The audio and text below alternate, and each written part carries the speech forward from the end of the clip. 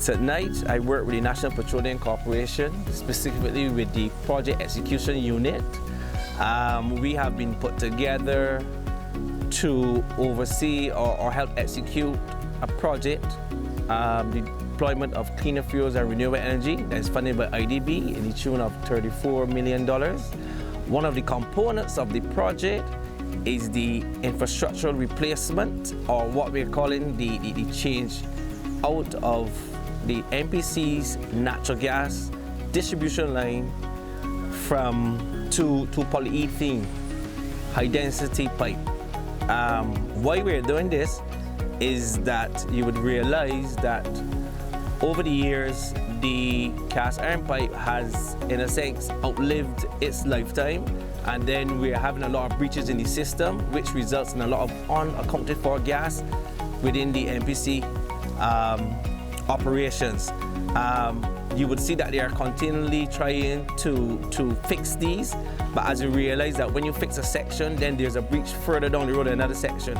So the whole thing about this project is that we're going to transition or we're going to put into the ground new polyethylene pipe, and then we're going to make some live connections onto that pipe so that we can continue with providing you, the public, with continued services.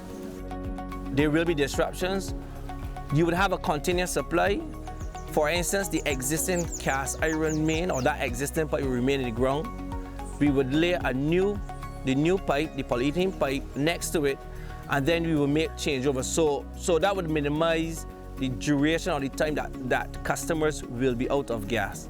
This project is specifically based on the South Coast, and it runs from the Dover-Maxwell area down to Worthing, from Worthing to the Chamberlain Bridge or the Independence Square as we know it, from Independence Square to Spring Garden, and then we have a section from Bell to Flint Hall through Licorice Village. Those are the areas where we generally have the cast iron mains, and those are what we want to kind of change over. We have been given permission by the Ministry of Transport, Works and Water Resources to commence this project from May the 3rd.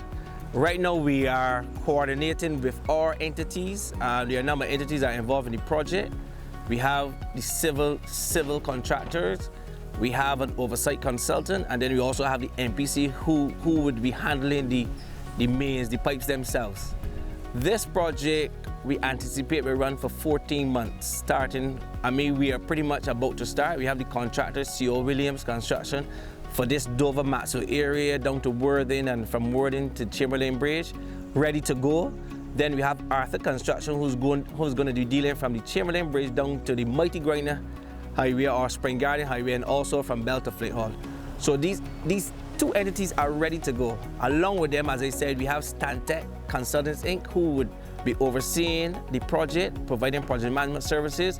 They'll be producing drawings as well that we can work along with, and then we are also following all those strict regulations, codes and stuff that would have, to ensure that we run this project smoothly and minimize the disruptions as much as possible. One of the things about the project, which we are in agreement with the Ministry of Transport and Works, is that some areas the works will be done during the night, and we are saying that for the main highway, Highway 7, and then for the tributary roads, or what we call the side roads, where you have more residents, we'll be doing those works during the day. What we want you to understand is that there will be, because of the works, the nature of the works, you would have some noise, generally there will be dust as well, but there will be disruption to traffic because we would have to also close some of the access roads and stuff like that. But what we have agreed to and what the contractors have done is to provide a traffic management plan which have been vetted by the Ministry of Transport and Works. We're also going to ensure that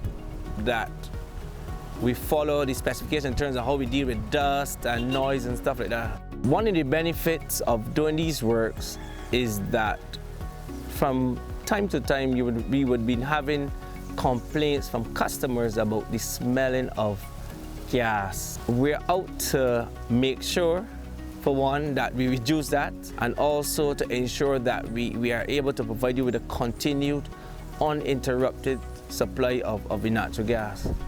And that's one of the focuses of NPC in terms of getting these works out to you, to do these works.